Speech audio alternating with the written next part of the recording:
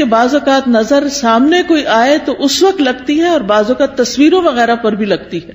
یعنی آج کل آپ دیکھیں کہ کتنا یہ رواج عام ہو گیا ہے، شادی ہوئی، شادی کی تصویریں فیس بک پہ ڈال رہے ہیں، پوری دنیا دیکھ رہی ہے، اور کون کس نظر سے دیکھ رہا ہے، کس حسد کے ساتھ دیکھ رہا ہے.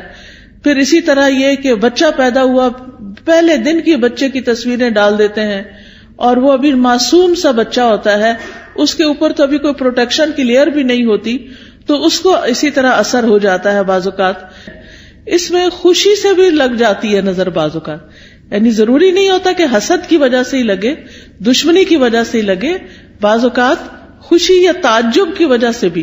یعنی انسان کسی چیز کو دیکھتا تو حیران ہو جاتا ہے، جسے ہم کہتے ہیں واو کیا ڈریس ہے، کیسا گھر ہے، کیسا میک اپ ہے، کیسی جیولری ہے، کیسی ارینجمنٹ تھی، فلاں چیز. تو اس سے یہ کہ یہ نہیں ہوتا کہ کوئی بری نظر سے انسان دیکھ رہا ہوتا ہے، وہ خوشی کی نظر سے ہی دیکھ رہا ہوتا ہے. اسی لیے آپ نے دیکھا ہوگا کہ بعض اوقات ماں کی نظر اپنے بچے کو بھی لگ جاتی ہے، حالانکہ وہ حسد نہیں، پیار کی نظر ہوتی ہے. تو اس کے لیے بھی ضروری ہے کہ انسان جب اپنے گھر میں داخل ہو، اپنے بچوں کو دیکھے، اپنی نعمتوں کو دیکھے تو ماشاء اللہ پڑھے. اب آپ دیکھیں کہ ہمارے معاشرے میں کتنا عجیب ہے نا، ٹرک کے پیچھے تو لکھا ہوتا ہے حاسد کا منہ کالا، رکشے کے پیچھے لکھا ہوتا ہے، فراری کے پیچھے کوئی نہیں لکھتا. اب آپ دیکھیے کہ رکشے کو نظر لگے گی، کون لینا چاہے گا رکشا؟ دیکھو فراری کو تو لگ سکتی ہے نا نظر. بعض لوگوں نے کالے پراندے لٹکائے ہوئے ہوتے ہیں، کسی نے جوتا لٹکایا ہوا ہوتا ہے، کسی نے ہنڈیاں کالی الٹی کر کے رکھی ہوئی ہوتی ہے. اس طرح کے عجیب و غریب کام کرتے ہیں. تو یہ چیزیں پروٹیکٹ نہیں کرتی. بعض لوگ کالا تل لگا لیتے ہیں، کچھ بچے بےچارے بڑے سامنے ہوتے ہیں تو ان کو بخل آٹے کا لگانا چاہیے تھوڑا سا کنٹراسٹ تو نظر آئے. تو یہ تل لگانے سے بھی کوئی فائدہ نہیں ہے. اور اسی طرح کچھ لوگ یعنی کہ دلہن کو تیار کر کے کوئی ایسی چیز بیچ میں ڈال دیتے ہیں کہ وہ اس کی خوبصورتی ماری جائے، تو اس سے بھی فائدہ نہیں ہوتا. نظر کا لگنا جو ہے وہ برحق ہے. نبی صلی اللہ علیہ وسلم نے فرمایا العین حق، نظر لگنا برحق ہے. نظر بد بھی حسد کی وجہ سے پیدا ہوتی ہے، اور نظر بد جو ہے وہ ایک طرح سے اس کو تیر کہا گیا. یعنی جس طرح فزیکل تیر ہوتے ہیں، ایسے ہی جو حاسد جس کے دل میں بغض اور شر ہوتا ہے، اس کی نگاہوں سے کچھ ایسی ریز نکلتی ہیں جو جا کر اس شخص کے اوپر اٹیک کرتی ہیں جس سے وہ حسد کر رہا ہوتا ہے. اگر محسود جو ہے یعنی جس سے حسد کیا جاتا ہے اس کی پروٹیکشن ہو چکی ہو، جیسے نماز کے ذریعے، دعاؤں کے ذریعے، اذکار کے ذریعے، اور خاص طور پر معوذتین جو ہیں قل اعوذ برب الفلق، قل اعوذ برب الناس، اس کے ذریعے، تو پھر وہ تیر جو ہے وہ وہیں جل بھن جاتے ہیں، وہ اثر نہیں کرتے. لیکن اگر وہ شخص نعمتیں پا کر اللہ کا شکر گزار نہیں، اپنی عبادت کا دھیان نہیں رکھتا، تو وہ تیر جو ہے اس کو جا لگتے ہیں، اور پھر ایسی بیماریوں کا سبب بن جاتے ہیں جن کا ریزن پتہ نہیں چلتا، اور انسان مسلسل تکلیف میں مبتلا رہتا ہے. پھر اسی طرح نبی صلی اللہ علیہ وسلم نے فرمایا کہ ہر نعمت والے سے حسد کیا جاتا ہے. تو جب تم اپنے کو منصوبے بناؤ تو رازداری سے کام لو. یہ نہیں کہ پوری دنیا میں اس کی شہرت کر دو کہ میں یہ کرنے والا ہوں، میں یہ کر دوں گا، میں وہ کر دوں گا. جب انسان کچھ کر لے پھر اس کے بعد تو سب کے سامنے آ ہی جائے گا، اور اس وقت تک وہ کام ہو بھی چکا ہوگا. پھر اسی طرح حدیث سے یہ بھی پتہ چلتا ہے کہ انسانوں کی موت کا سبب بھی نظر بن سکتی ہے. رسول اللہ صلی اللہ علیہ وسلم نے فرمایا اللہ کی قضاء اور قدر کے بعد نظر بد ہی میری امت کے اکثر لوگوں کی موت کا سبب بنتی ہے. یعنی بہت سے لوگوں کو بظاہر کوئی بیماری نہیں ہوتی، اچانک کوئی ہارٹ اٹیک ہو جاتا ہے، اچانک کوئی برین ہیمریج ہو جاتا ہے، اچانک ہی کوئی مصیبت آ جاتی ہے، تو اس کے پیچھے بھی نظر بد ہو سکتی ہے. اسی طرح جانوروں کی موت کا سبب بھی بن سکتی ہے. نبی صلی اللہ علیہ وسلم نے فرمایا نظر بد آدمی کو قبر میں اور اونٹ کو ہانڈی میں پہنچا دیتی ہے. یعنی بعض جانوروں کو جب نظر لگتی ہے تو تڑپ اٹھتے ہیں اور کھڑے کھڑے گر کے ختم ہونے لگتے ہیں، تو ان تک بھی یہ اثرات پہنچتے ہیں. تو نظر بد کا ایک سبب جو ہے وہ حسد ہے. اور پھر اسی طرح یہ ہے کہ دونوں کے واقع ہونے کی جگہ جو ہے، یعنی حسد دل میں ہوتا ہے اور پھر دل سے نگاہ تک اور زبان تک آتا ہے. اور بعض اوقات نگاہ سے انسان دوسرے کو نقصان دیتا ہے اور بعض اوقات زبان سے دیتا ہے. یعنی حاسد جو ہوتا ہے وہ بیٹھ کے دوسرے کی چغلی غیبت کہیں نہ کہیں کچھ نہ کچھ کرتا ہی چلا جاتا ہے. پھر اسی طرح آپ دیکھیں کہ انسانوں کی نظر بھی لگتی ہے اور جنات کی نظر بھی لگتی ہے. یہ بھی ہمارے دین نے ہمیں بتایا ہے. اور حدیث سے پتہ چلتا ہے نبی صلی اللہ علیہ وسلم انسانوں اور جنوں کی نظر سے پناہ مانگنے کے لیے مختلف دعائیں پڑھا کرتے تھے. پھر جب یہ معوذتین نازل ہوئی تو آپ صلی اللہ علیہ وسلم نے باقی چیزیں پڑھنی چھوڑ دی اور صرف معوذتین پڑھتے تھے. یعنی قل اعوذ برب الفلق اور قل اعوذ برب الناس، اور اس سے علاج کیا کرتے تھے. اور پھر یہ ہے کہ جن جو نظر لگاتے ہیں وہ انسانوں کی نظر سے بھی سخت ہوتی ہے.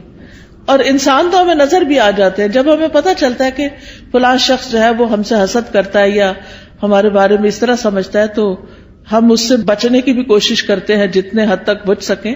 لیکن جن تو ہمیں نظر بھی نہیں آتے، ان سے کیسے بچ سکتے ہیں؟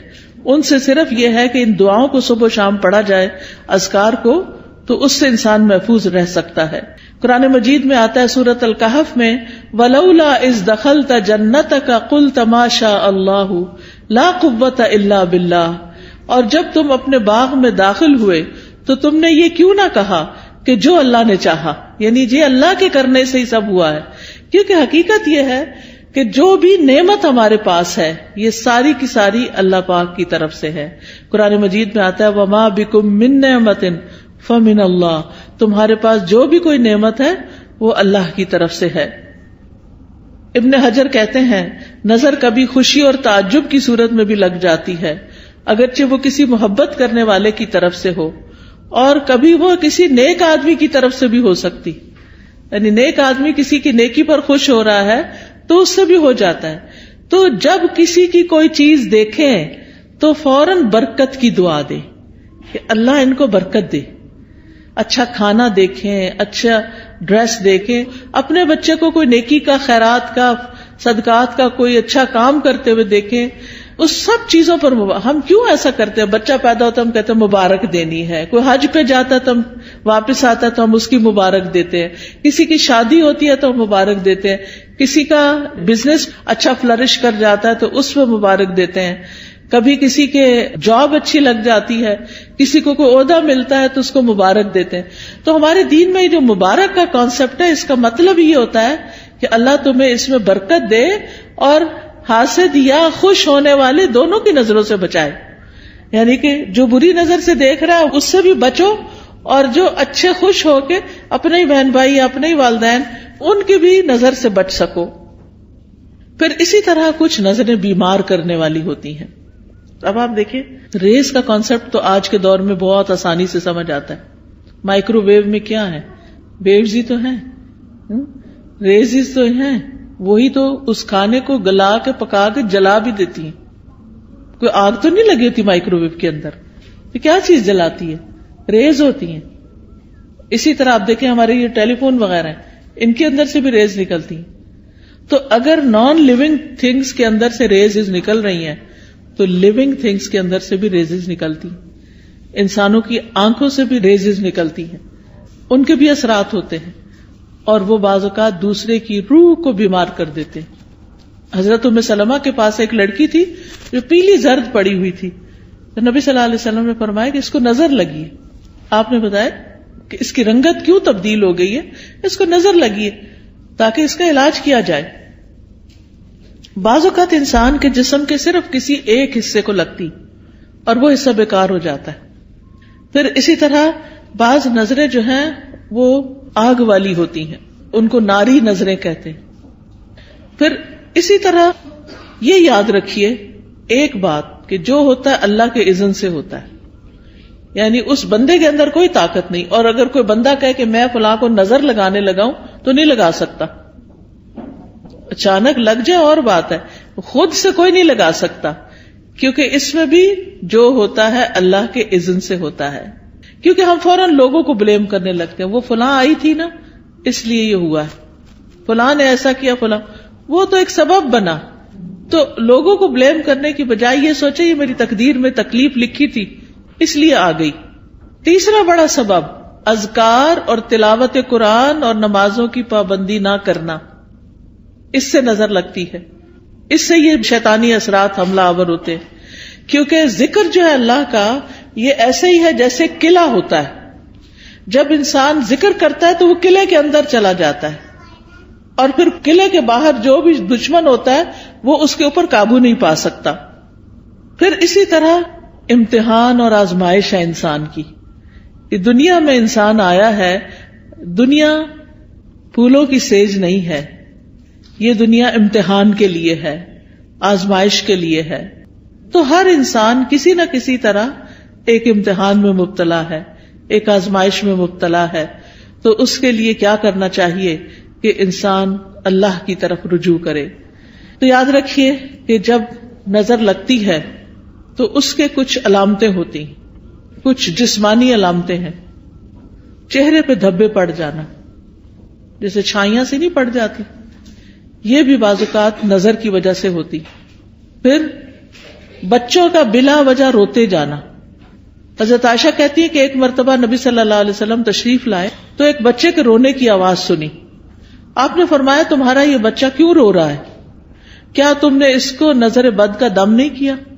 کئی دفعہ ہوتا ہے نا، بچے نے کھایا پیا سویا آرام کیا سب کچھ کیا ہوتا ہے، لیکن وہ چین ہی نہیں پکڑ رہا ہوتا، ماں بہلا بہلا کے آخر بازو کا دیکھا ہوگا ماں کو ایک دو لگاتی ہے اور بیڈ پہ ڈال دیتی ہے، چلو رو لو پھر جتنا رونا ہے، حالانکہ وہ بیچارہ کسی تکلیف میں مبتلا ہوتا ہے۔ اس وقت اس پہ سورۃ فاتحہ پڑھ کے دم کرنا چاہیے، کیونکہ وہ ڈسٹرب ہوتا ہے۔ بعض بچے ہائپر ایکٹیو ہوتے، بے وجہ خواہ مخواہ میں ماں کو ٹیچرز کو سب کو تنگ کرتے رہتے ہیں، تو ایسے بچوں کا بھی علاج کرنا چاہیے، صرف دوا سے نہیں بلکہ دم وغیرہ سے بھی۔ اسی طرح بعض بچے کمزور ہو جاتے ہیں، یعنی بہت سوکھے اور بالکل ان کی ہیلتھ اچھی نہیں ہوتی، تو آپ نے حضرت اسماء بنت امیس سے کہا کہ میں اپنے بھائی کے بچوں کو دیکھتا ہوں، جعفر جو کزن تھے آپ کے، کہ ان کے جسم بڑے دبلے پتلے ہیں، کیا ان کو فقر و فاقہ ہے، کھانے کو نہیں ملتا؟ تو حضرت اسماء کہتی ہے نہیں، ان کو نظر بہت جلدی لگ جاتی ہے۔ آپ نے فرمایا انہیں دم کرو۔ انہوں نے آپ کے سامنے چند کلمات پیش کیے تو آپ نے فرمایا انہیں دم کرو، یعنی ان کے اوپر دعائیں پڑھ کے پھونکو، اور دم کرنے کا بہترین طریقہ سورۃ فاتحہ پڑھے، آیت الکرسی پڑھے، معوذتین پڑھے اور پھونک مار دیں۔ کسی راکی کے پاس جانے کی بھی ضرورت نہیں، ہر ماں کو طریقہ آنا چاہیے کہ کس طرح کرنا ہے۔ نبی صلی اللہ علیہ وسلم ہر روز رات کو سوتے وقت اپنے ہاتھوں پر قل هو اللہ، قل اعوذ برب الفلق، قل اعوذ برب الناس 3 دفعہ پڑھ کے اپنے چہرے، اپنے سر، اپنے سارے جسم پر جہاں جہاں ہاتھ پہنچتا تھا آپ پڑھ کے خود اپنے آپ کو دم کر لیتے۔ پوری زندگی کا آپ کا معمول تھا۔ ہم سب کو بھی اپنے اوپر روز رات کو سوتے وقت خود دم کرنا چاہیے۔ پھر اسی طرح بعض اوقات نظر لگنے کی وجہ سے انسان اچانک گر بھی جاتا ہے، یعنی آپ نے دیکھا ہوگا کہ بعض اوقات اچانک لوگ سلپ ہو جاتے ہیں، اٹک جاتے ہیں، گر جاتے ہیں، اونچائی سے گر جاتے ہیں۔ رسول اللہ صلی اللہ علیہ وسلم نے فرمایا بے شک نظر بد آدمی کو اللہ کے حکم سے دیوانہ کر دیتی ہے، حتیٰ کہ بعض اوقات وہ اونچی جگہ چڑھتا ہے اور وہاں سے گر پڑتا ہے۔ یہ اب اللہ کے رسول صلی اللہ علیہ وسلم نے ہمیں بتایا، جن کی باتیں جھوٹی نہیں ہوتی۔ اور ایک اور جگہ پر مسند احمد کی روایت میں فرمایا نظر لگ جانا برحق ہے اور یہ اوپر چڑھنے والے کو پھسلا دیتی ہے۔ اوپر چڑھنے سے مراد ایک تو بلندی پہ ویسے چڑھنا ہو سکتا ہے، اور ایک دنیا کے اعتبار سے اوپر اوپر اوپر یعنی ترقی ہوتے چلے جانا۔ تو آپ صلی اللہ علیہ وسلم نے اس کا حل کیا بتایا کہ برکت کی دعا دو، یعنی جس کو ترقی مل رہی ہے اور کوئی بڑا نام مل رہا ہے تو اس کے لیے بارک اللہ فیکا، بارک اللہ لکا، بارک اللہ علیکا، اللہ برکتیں دے۔ پھر اسی طرح کچھ اور علامتیں بھی ہوتی ہیں، بعض اوقات سر درد شروع ہو جاتا ہے، بعض اوقات جسم کے کسی ایک حصے میں شدید درد اٹھ جاتا ہے، قرآن سنتے وقت جمائیاں بہت آتی ہیں، یعنی پڑھا ہی نہیں جاتا۔ آپ نے دیکھا ہوگا کہ بعض اوقات آپ قرآن پڑھ رہے ہوتے ہیں اور آپ سوئے چلے جاتے ہیں اور سوئے چلے جاتے ہیں، اور آپ پھر اٹھتے ہیں، اٹھاتے اپنا، پھر سو جاتے، پھر اٹھاتے، پھر یہ بھی نظر کی وجہ سے ہوتا ہے۔ پھر اسی طرح وزن اچانک کم ہونے لگتا ہے، بعض اوقات ذہنی پراگندگی بڑھ جائے، کوئی بات سمجھ نہیں آتی، بچہ پڑھائی پہ فوکس نہیں کر پاتا، کبھی کھانے کی خواہش ختم ہو جاتی ہے، کھانے کو دل نہیں چاہتا، بھوک نہیں لگتی، کبھی ذہن میں چیز حفظ نہیں ہوتی، حافظہ خراب ہو جاتا ہے، کبھی پسینہ بہت زیادہ آنے لگتا ہے اور اس کی اسمیل بھی بہت عجیب ہو جاتی ہے، پھر اسی طرح نیند کم آتی ہے، زیادہ تر لیٹ کے بھی ایسے لگتا ہے جیسے جاگ رہے ہو، اور رونے کا دل بہت چاہتا ہے، پھر کبھی کبھی انسان لوگوں میں نہیں بیٹھنا چاہتا، مجلسوں کو اوائڈ کرنے لگتا ہے کہ میں نہیں ملتا کسی سے، نہ کسی شادی میں جانا، نہ کسی سے ملنا، کوئی آئے تو گھبراہٹ شروع ہو جانا، مہمانوں کا نام سنتے ہی پریشانی لاحق ہو جانا، تو یہ بھی چیز اس میں آتی ہے، حالانکہ اس سے پہلے کبھی ایسا نہیں ہوا تھا۔ پھر اسی طرح مال میں برکت نہ ہونا، پھر لوگوں کے بارے میں شک میں پڑ جانا، یہ مجھے گھورتے ہیں، ان کے آنے سے فلاں چیز ہو گئی ہے، یعنی لوگوں کے اوپر شک کرنا شروع کر دینا، یہ بھی ایک نفسیاتی وسوسہ اور خلل پیدا ہو جاتا ہے۔ اب سوال یہ پیدا ہوتا ہے کہ کیا نظر سے بچنا ممکن ہے؟ جی ہاں، نظر سے بچنا ممکن ہے، اس کے لیے سب سے پہلے اللہ پہ بھروسہ کرے، اللہ پہ بھروسہ کرے، اور اس میں آپ یہ سمجھیں کہ کوئی مجھے نقصان نہیں دے سکتا جب تک اللہ نہ چاہے، پورے کانفیڈنٹ ہو جائیں، شک اور وہم کا شکار نہ ہو، شک پڑھنے بھی لگے تو کہیں حسبی اللہ و نعم الوکیل، دل بڑا رکھے۔ دوسری بات یہ کہ اللہ کی پناہ لیں، یا اللہ تو مجھے پروٹیکٹ کر، مجھے اپنی حفاظت میں لے لے، مجھے اس شر سے بچا لے۔ رسول اللہ صلی اللہ علیہ وسلم نے فرمایا، اللہ تعالیٰ فرماتا ہے میرا محبوب بندہ اگر مجھ سے مانگتا ہے تو میں اسے دیتا ہوں، اور اگر وہ کسی شیطان یا دشمن سے پناہ مانگتا ہے تو میں اس کو محفوظ رکھتا ہوں۔ تو اللہ تعالیٰ اپنی حفاظت دیتا ہے، تو اس لیے حفاظت کی دعائیں پڑھتے رہیں۔ تیسری چیز، نعمتوں کو چھپا کے رکھیں، اور خاص طور پر نئی نئی چیزوں کو فیس بک پہ مت پوسٹ کریں صرف لائکس لینے کے لیے۔ اب آپ دیکھیں کتنی لائکس ہوگی، پھر تھوڑی تھوڑی دیر بعد اسٹیٹس چیک کرنا، اب کیا ہو رہا ہے، اب کتنے کمنٹ آئے ہیں، کیا ہو رہا ہے۔ ان چیزوں سے حاصل کچھ نہیں، کوئی فائدہ نہیں۔ دیکھیں اپنی زندگی جئیں، لوگوں کے لیے نہ جئیں، دکھاوے والی زندگی نہ جئیں، اس لیے کہ دیکھنے والے سارے خوش کوئی نہیں ہوتے، زیادہ تو اس میں سے جلتے ہیں، اور کوئی اگر خوش ہوتا بھی ہے تو وہ ہمیں تو نہیں پتا چلتا نا کہ کیا ہوا، ہمیں وہ کیا فائدہ دیتا ہے، تو اس لیے دکھاوا کرنے سے بچنا چاہیے۔ پھر اسی طرح اگر کسی شخص کے بارے میں آپ کو یہ پتا ہو کہ اس کی نظر لگتی ہے، یعنی تجربے مشاہدے سے بار بار تو انسان پھر حاسد سے بچ کے رہے، اور کوئی بھی اچھی چیز دیکھ کر برکت کی دعا دے، اپنے آپ کو ہی دے، اور پھر جب لوگوں کے بیچ میں جانے لگے تو معوذتین آیت الکرسی پڑھ کے نکلے۔ مال میں سے کچھ اچھا لگے تو ماشاء اللہ لا قوت الا باللہ، پھر اگر مال کے علاوہ کچھ اور اچھا لگے تو بارک اللہ فیک۔ دنیا کی کوئی چیز اچھی لگ رہی ہے اور دل میں آ رہا ہے کہ اس کو کیوں مل گئی، تو سوچیں یہ تھوڑے دن کے لیے، تو انسان کے اپنے دل سے وہ جلن ختم ہو جائے گی۔ پھر اگر کوئی شخص بیمار ہو، مصیبت میں ہو، تو اس وقت دعا پڑھنی چاہیے، الحمدللہ الذی عافانی مما ابتلاک بہ وفضلنی علی کثیر ممن خلق تفضیلا۔ پھر اسی طرح شرکیہ کاموں سے بچنا چاہیے، یعنی کسی اونٹ کے گلے میں کوئی تانت باندھ دینا، کوئی تعویذ لٹکا دینا، آپ صلی اللہ علیہ وسلم نے ان کو کاٹنے کا حکم دیا، یہ چیزیں پروٹیکٹ نہیں کرتی، یہ شرکیہ عمل ہو جاتا ہے، اس سے بچنا چاہیے۔ کثرت سے اللہ کا ذکر کرنا چاہیے، کیونکہ ذکر جو ہے وہ ایک قلعے کی طرح ہے۔ پھر قرآن سے علاج کرنا چاہیے، کیونکہ قرآن شفا ہے۔ قل ھو للذین آمنوا ھدی وشفاء، کہہ دیجئے وہ ایمان والوں کے لیے ہدایت اور شفا ہے۔ وَنُنَزِّلُ مِنَ الْقُرْآنِ مَا هُوَ شِفَاء، اور ہم قرآن میں وہ چیز اتارتے ہیں جو شفا ہے۔ تو قرآن کی تلاوت، قرآن کو سمجھ کے پڑھنا، قرآن کی کچھ آیات کو پڑھنا جیسے آیت الکرسی وغیرہ ہے۔ سورۃ الفاتحہ سے علاج، اور سورۃ الفاتحہ میں خاص طور پر ایاک نعبد و ایاک نستعین پڑھے کہ اللہ صرف تیری ہم عبادت کرتے ہیں، صرف تجھ سے ہم مدد چاہتے ہیں، تو ہماری مدد کر۔ تو یہ توحید کا خلاصہ ہے، اور اس سے انسان کی اللہ تعالیٰ مدد فرماتے ہیں، یعنی سب سے بہترین وسیلہ توحید کا دے۔ اگر مرض زیادہ ہو جائے تو سورۃ البقرہ پڑھیں، تو آیت الکرسی پڑھیں، سورۃ فاتحہ پڑھیں، لیکن یہ جو ہم کالی مرچیں جلا کے اور ان کی دھونی دے کے اور اس طرح کے کام کرتے ہیں، یہ سنت میں کچھ ثابت نہیں ہے. پھر اسی طرح کوئی چیز گرے لگا کے باندھنی اور پہننی نہیں چاہیے، یہ بھی شرک میں شامل ہو جاتا ہے. یہ سحر کی ایک قسم ہوتی ہے. پھر اسی طرح سکینت والی آیات اور شفا والی آیات یہ سننی بھی چاہیے، اور پھر دعاؤں کے ذریعے اور دم کے ذریعے علاج کرنا چاہیے، لیکن شرکیہ دم سے بچیں.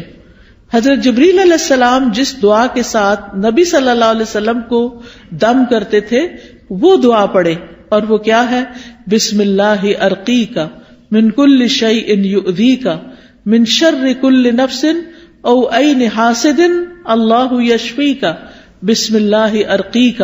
یہ انشاءاللہ کتابیں آپ کو دیکھیں گے تو ان میں یہ دعائیں لکھی ہوئی ہیں، وہ آپ کو اگر زبانی یاد نہیں تو دیکھ کے بھی پڑھ سکتے ہیں. پھر اسی طرح ہر ناگہانی آفت سے بچنے کی دعا ہے، اللہم انی اعوذ بک من زوال نعمتک وتحول عافیتک وفجاءۃ نقمتک وجمیع سخطک. اے اللہ میں تیری پناہ چاہتا ہوں اس بات سے کہ تیری کوئی نعمت چھن جائے، یا تیری دی ہوئی عافیت پلٹ جائے، یا کوئی ناگہانی عذاب آ جائے، اور تیرے تمام غصے اور ناراضگیوں سے میں تیری پناہ چاہتا ہوں.